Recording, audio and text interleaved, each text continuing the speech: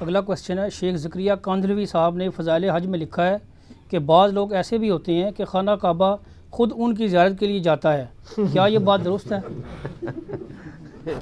کہانی شریف ہے جی، خانہ کعبے کو کیا ضرورت ہے کسی کی زیارت کرنے کی؟ تو وہ اصل میں یہ بتانا چاہتے ہیں کہ جی پھر وہ آپ کو کہانی بھی کرائیں گے. وہ کہیں گے ترمذی میں ابن ماجہ میں حدیث ہے نا کہ نبی علیہ السلام نے کہا کہ اے کعبہ تیری خوشبو بڑی پیاری ہے لیکن ایک مومن کی حرمت اللہ کے نزدیک تو اس سے بڑھ کے ہے.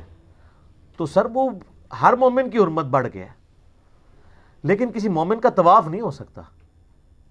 ہمارے نزدیک تو ہم اگر یہ کہیں کہ ہم نبی علیہ السلام کی عظمت خانہ کعبے کی عظمت سے بڑھ کے سمجھتے ہیں لیکن نبی علیہ السلام کا طواف تو نہیں کر سکتے.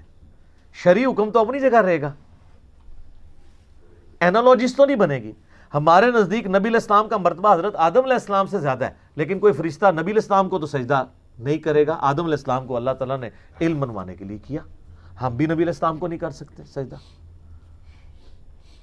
تو اس طریقے سے یہ بھی یعنی کہانیاں مشہور کی ہوئی ہیں انہوں نے، عجیب و غریب قسم کی باتیں مشہور کر دیتے ہیں اور بس وہ آپ کو ٹرک کی بتی کے پیچھے لگا دیتے ہیں، آپ لگے رہیں. اس طریقے سے کبھی دین ثابت نہیں ہوتا. کون سی بات پوچھ رہے تھے وہ یہ کہہ رہے تھے کہ فضائل حج میں لکھا ہے کہ خانہ خانہ کعبہ زیارت کو آتا ہے. سر نہیں آتا. میں یہ کتابوں کا خدا اور ہے، بابوں کا خدا اور. میں آپ کو کتابی بات بتاتا ہوں، بخاری میں موجود ہے پوری صلح حدیبیہ والی حدیث. آپ پتہ نبی علیہ السلام کو مشرکین عرب نے مکہ جانے سے روک دیا تو نبی علیہ السلام حدیبیہ کے موقع پر معاہدہ ہوا. صحابہ کرام اتنے غمگین تھے کہ نبی علیہ السلام نے 3 دفعہ فرمایا کہ احرام اتار کے اپنے قربانی کے جانور یہیں ذبح کرو اور احرام کھول دو، ہم اگلے سال معاہدے کے مطابق آئیں گے. صحابہ کرام نہیں کھول رہے. ام سلمہ کے پاس نبی علیہ السلام خیمے میں گئے اور کہا کہ میں نے مطلب ان کو کہہ رہا ہوں یہ میری بات ہی نہیں مان رہے. یہ بخاری شریف ہے، مولانا شریف نہیں. صحابہ کرام کو کلک ہی اتنا تھا تو حضور کے ساتھ لاڈ میں وہ ایسا کر رہے تھے، حضور کو سختی سے نہیں کہہ رہے تھے لیکن ماننا تو چاہیے تھا. ام سلمہ نے کہا یا رسول اللہ چھوڑ دیں، آپ اپنا جانور قربان کریں، اپنا احرام کھول دیں، یہ دیکھیں سارے کیسے کرتے ہیں. ہائے ہائے ہائے. اور ایسے ہی ہوا، حضور علیہ السلام نے کیا، ساروں نے پہلے ایک اٹھا، دوسرا 1400 کے 1400 نے یہ کیا. صحابہ کرام اشک بار آنکھوں سے کہ ہم کعبے کو دیکھ نہیں پائے. 6 سال کے بعد موقع آ رہا تھا کعبے کی زیارت کا، اور وہ صرف کعبہ نہیں تھا، ان کے لیے آبائی وطن بھی تھا، وطن اصلی بھی تھا. تو سر ادھر تو ہونا چاہیے تھا. جیسے ہی صحابہ کی آنکھوں میں آنسو آئے، کعبہ خود اڑتا ہوا طواف کرنے کے لیے آ گیا. سر کعبے کا یہ حق تھا کہ رسول اللہ کا طواف کرتا آ کے. وہ تواڈے بابیاں نو کسی نے کھنگن نہیں دینا. تسی کہندے ہو جی طواف کردا ہے، زیارت کو آتا ہے کھیت مٹی. جھوٹ مار دیو، سب جھوٹ ہے. اب ظلم یہ ہے کہ یہ بندہ اپنے آپ کو شیخ الحدیث کہتا تھا. یہ کس حدیث سے اس نے یہ کہانی نکالی جو فضائل حج میں ڈالی ہے؟ تو پھر مجھے یہ کہنے کا تو حق ہے نا، مرنے سے پہلے اے مسلمان کر لے اس پہ غور. کتابوں کا خدا اور ہے، بابوں کا خدا اور. یہ تو کہانی چھوٹی ہے، اس تو بڑی کہانی کشف المجوب میں لکھی ہوئی ہے کہ بایزید بستامی جب حج کو گئے تو کعبہ ہی غائب تھا. وہ کہتے نہیں، وہ کہنے کا مقصد ہے کہ کعبے کی عمارت تھی، اندروں روح نکل گئی سی. اچھا کہتے ہیں میرا حج نہیں ہوا. اگلی دفعہ گئے تو کہتے ہیں میں نے کعبے کو بھی دیکھا اور کعبے کے رب کو بھی دیکھا. دیکھو کہانی کی ڈیوٹی، خواب نہیں بیداری. اور سورۃ الاعراف کی آیت نمبر 143 ہے کہ موسیٰ علیہ السلام کو اللہ نے کہا تو مجھے نہیں دیکھ سکتا. لیکن یہ کتابی بات ہے، وہ کہانی شریف ہے، وہ بابی ہے، یہ کتابی ہے. تو کہتے ہیں میرا حج ابھی بھی نہیں ہوا. اڑ کے ہو گیا جی؟ وہ کہتے ہیں نہیں، صرف اللہ کو دیکھتا. 3 بار کہتے صرف اللہ کو دیکھا تو کہہ جی میرا حج ہو گیا. اور تذکرۃ الاولیاء میں لکھا ہے کہ مجھے اللہ نے معراج کرائی حتیٰ کہ میں عرش تک جا پہنچا اور اللہ کا مشاہدہ کیا. اتنی کہانیاں لکھی ہیں، سب کہانیاں. سر چھوڑ دیں، مرنے سے پہلے غور کر لیں کہ وہ دین جو علم وحی کے ذریعے آپ کو دیا گیا ہے وہ اور ہے، اور جو بابوں نے دیا ہے وہ اور ہے. مجھے بتائیں کہ دودھ بھینس کے نیچے سے، گائے کے نیچے سے خالص ملتا ہے یا گوالے سے؟ تو آپ کے جو گوالے یہاں دین مکے مدینے سے لے کے آئے، انہوں نے خوب پانی ڈالا ہے، بیکٹیریاز والا، وائرسز والا، شیطانی وائرس، شیطانی بیکٹیریاز والا پلوٹ کر کے آپ کو دیا ہے. یہی وجہ ہے کہ جیسے ایک مریض کو پکوڑے بھی کڑوے لگ رہے ہوتے ہیں, اس وجہ سے نہیں کہ پکوڑے کڑوے ہوتے ہیں, اس لیے کہ اس کے منہ کا ذائقہ خراب ہوتا ہے. تو ہماری باتیں شروع میں لوگوں کو کڑوی لگتی ہیں, لیکن جب ذائقہ ٹھیک ہوتا ہے نا, ہائے ہائے ہائے, پھر چس آ جاتا ہے. کہتے ہیں چک کے رکھو انجینئر صاحب, چک کے رکھو کام, کیونکہ ان کو پتہ چل جاتا ہے. وہ اس لیے کہ ان کے پاس اپنے غصے کو ایکسپریس کرنے کا اب یہی راستہ ہے کہ یار انہوں نے کیا کیا ہمارے ساتھ, کوئی ایک شے بھی صحیح نہیں دسی. دعائے قنوت غلط, قنوت نازلہ پڑھا دے رہے اتنا عرصہ, قنوت وتر سکھائی نہیں. ٹھیک ہے. اور بابا جی بڑے مشہور نے نا, بابا جی کہندے نے کہ جی ججاں کو دعائے قنوت سنو, اور بابا جی دعائے قنوت تو تانوں بھی نہیں آندی, کیونکہ تسی بھی یاد کیتی ہے اللہم انا نستعینک و نستغفرک. جو دعائے قنوت وتر ہے وہ تو ہے اللہم اہدنی فی من ہدیت. تسی ججاں کو کے سننی, پہلے آپ سناؤ. اور حسن ابن علی کو نبی علیہ السلام نے یہ سکھائی تھی.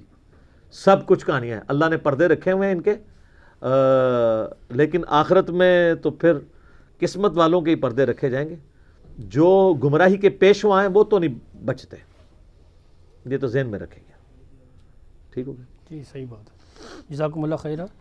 نیکسٹ کوشچن علی بھائی, مولانا روم نے مثنوی شریف میں حضرت موسیٰ علیہ السلام کے حوالے سے انسانی گوشت والا واقعہ جو لکھا ہے وہ اگر کسی حدیث کی کتاب میں ہے تو پلیز اس کا ریفرنس دے دیں ہمیں. خدا آج میرے منہ میں کچھ کٹواؤ گے, ریفرنس بتا دے. کسی حدیث میں نہیں میرے بھائی, کہانی شریف ہے. مثنوی شریف ہے ہی زیادہ تر کہانی شریف ہے, اور ان لوگوں کو شرم آنی چاہیے جو کہتے ہیں کہ فارسی کا قرآن ہے مثنوی. انبیاء کی صراحتاً گستاخیاں ہیں اس کے اندر. ہاں ذاتی طور پہ اچھی باتیں بھی ہوں گی, اچھی باتیں تو آپ کو گمراہ لوگوں کی کتابوں میں مل جاتی ہیں. اس کا یہ مطلب نہیں ہے کہ آپ ان کو ایز اے شخصیت پروموٹ کریں گے. وہ کہتے ہیں کہ جی یہ جو واقعہ بتا رہے ہیں, وہ کہتے ہیں جی اللہ تعالیٰ نے کہا مجھے انسانی گوشت چاہیے, تو موسیٰ علیہ السلام اس گوشت کی تلاش میں نکلے, تو حتیٰ کہ ان کو ایک بندہ مل گیا جس نے کہا جی میرے رب نے گوشت مانگا ہے. تو وہ سوچ میں پڑ گیا کہ میں کہاں سے, اس نے کہا جی ایک بوٹی یہاں سے کاٹ لیں, اس کا یہ نہ پسند ہے, یہ کاٹ لیں, یہ کاٹ لیں, یہ کاٹ لیں, یہ کاٹ لیں. اللہ کے پاس پہنچے تو اللہ تعالیٰ نے فرمایا کہ موسیٰ تو بھی انسان تھا, تو نے اپنا گوشت کیوں نہیں دیا. سبحان اللہ, لعنت اللہ. یہ نانگے پیر یہ موسیٰ علیہ السلام کو دین سکھائیں گے, تو یہ کس کا فیلئر ہے؟ موسیٰ علیہ السلام کا نہیں, اللہ کا. کیونکہ موسیٰ کا استاد کون ہے؟ اللہ. اللہ نے اپنے پیغمبر کو اپنا نمائندہ بنا کے دنیا میں بھیجا, اس کو نہیں پتا تھا, اور وہ نانگے نے سکھایا. بیسیکلی یہ بتانا چاہتے ہیں کہ نانگوں کے پیچھے لگو, کپڑے کپڑے بھی لا دو. اچھا یہ کیوں نہیں ہوتا؟ یہ کہتے ہیں فلانے بزرگ بالکل الف ننگے سن, تسی کیوں نہیں ہوندے انہاں دے پیچھے ننگے؟ کہندے انہوں نے شریعت دا قلم اٹھیا سی, کیوں؟ مجذوب سن, شطحیات, بونگیاں, پاگل. قلم اٹھیا سی انہاں تو. جس بندے تو قلم ہی اٹھیا ہوا ہے انہوں فالو کر دیو آپ. یہ بالکل جھوٹا واقعہ. اس طریقے سے ایک واقعہ جی, وہ ایک جگہ سے گزرے تو ایک بندہ کہہ رہا تھا اللہ تو میرے پاس آ, میں تجھے کنگھی کروں, تجھے نلاؤں دلاؤں. موسیٰ علیہ السلام نے اس کو سمجھایا کہ بھی اللہ کی یہ کوالٹیز نہیں ہیں. یہ موسیٰ علیہ السلام جو اس کو سمجھا رہے تھے, یہ موسیٰ علیہ السلام کو نعوذ باللہ کیا شیطان نے یہ پٹی پڑھائی تھی کہ آپ اللہ کی کوالٹیز انہیں سمجھائیں؟ اللہ کی صفات کا تعارف موسیٰ علیہ السلام کو کس نے کیا تھا, کروایا تھا؟ اللہ نے. تو موسیٰ یہ کام نہ کرتا تو اور کیا کرتا؟ کہتے ہیں اللہ تعالیٰ نے کیا موسیٰ بندہ ہی ناراض کرتا ہے. باز آ جاؤ, موسیٰ علیہ السلام دی چنڈ نہیں سہ سکتے تسی, بڑیاں چنڈا پینیاں نے موسیٰ علیہ السلام نے. اسرائیل دی آنکھ نکلی ہوئی ہے, بخاری مسلم دو انچ ہے, تو اڈیاں بھی اکھاں کرنیاں نے موسیٰ علیہ السلام نے کیا بدل داڑے کیا بلاؤ نا کیڑا کیڑا میرے سے واقعات بنتا رہا ہے. اچھا یہ سارے واقعات موسیٰ علیہ السلام کے اوپر ہیں.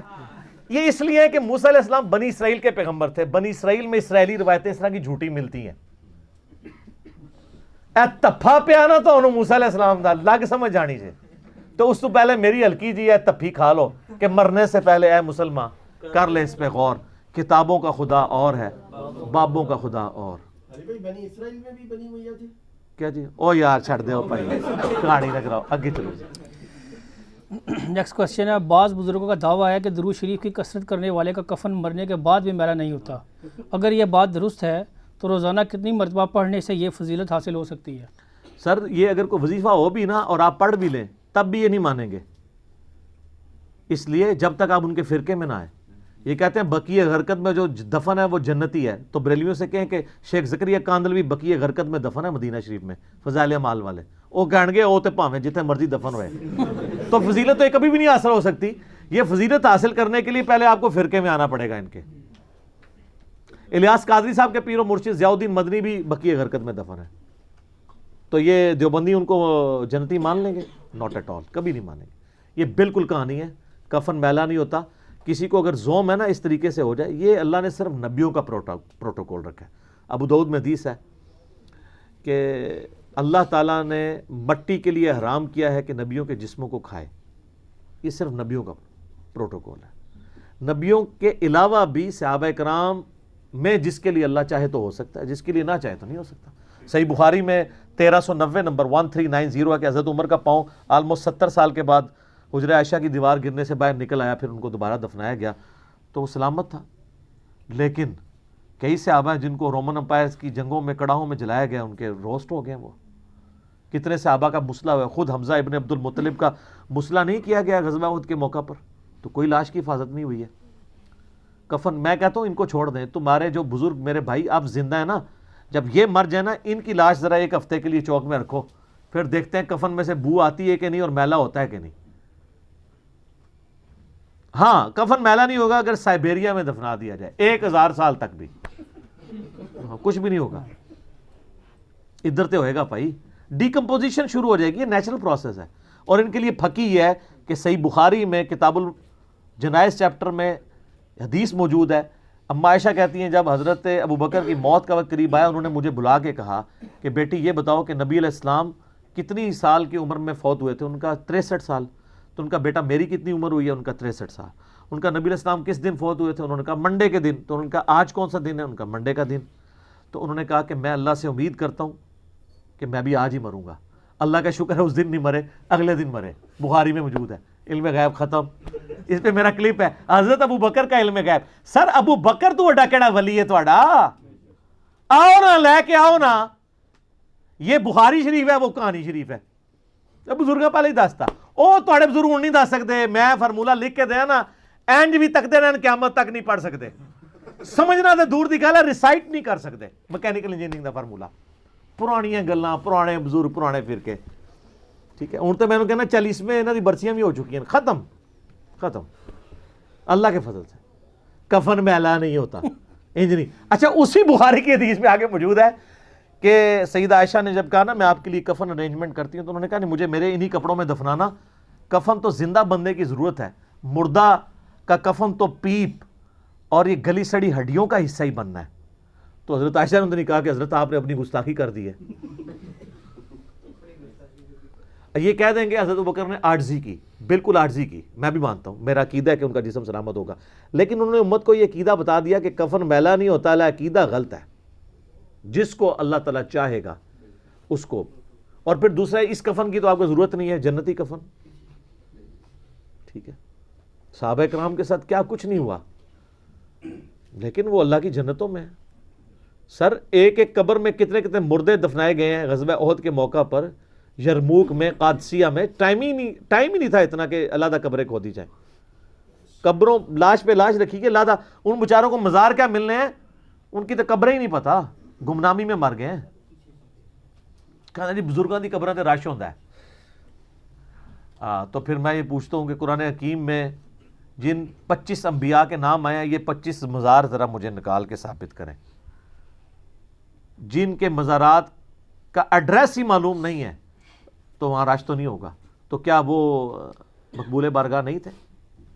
کہتے ہیں مزارات میں رش ہے، اللہ نے لوگوں کے دلوں میں ان کی محبت ڈالی ہے۔ تو گرو نانک کے مزار پہ جو رش ہے وہ کس نے ڈالی ہے؟ ختم۔ رائے ونڈ میں جو اتنا بندہ جمع ہوتا ہے وہ کس نے ڈالی ہے؟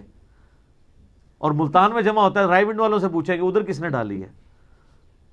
اور جو غلامت قادیانی دجال کے ماننے والے ہیں، ان کا ہر سال اجتماع ہوتا ہے انگلینڈ میں، وہ کہتے ہیں مسلمہ کذاب تو دیکھیں تھا، ختم ہو گیا، اس کا کوئی فالوور نہیں ہے، ہمارے فالوور تو دن بدن بڑھے ہیں، اللہ نے محبت ڈالی ہے۔ سامو ہن محبتاں تسی اپنی انج نہیں ہوندا سر، ہاں محبت اس کی اللہ نے دل میں ڈالی ہے جس سے سارے محبت کرتے ہیں، ورنہ تو بریلیوں کے بزرگوں سے دیوبندی تو نہیں محبت کرتے۔ ہاں امام بخاری امام مسلم سے بریلوی دیوبندی اہل حدیث کیا محبت نہیں کرتے؟ شیعہ میں بغض تھا تو میں نے وہ سارے ان کے جوابات دیے کہ تم لوگ ان کو ناسبی سمجھتے ہو. وہ تو مولا علی کی شان میں وہ حدیثیں لے کے آئے ہیں کہ جو آج بھی سنی اپنے ممبروں سے بیان نہیں کر سکتے.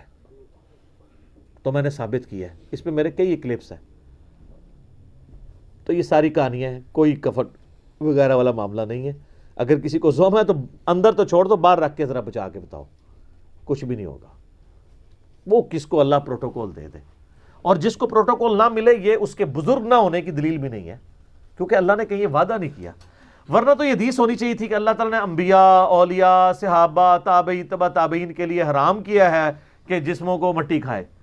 یہ حدیث تو صرف ان اللہ حرم علی الارض ان تاکل اجساد الانبیاء, تو آڈا ہوتا تسی نال لاندے ہوندے کہ ول اولیاء تے ول پاندے پتہ نہیں کنے ول اور پا چھڑتے. کہانی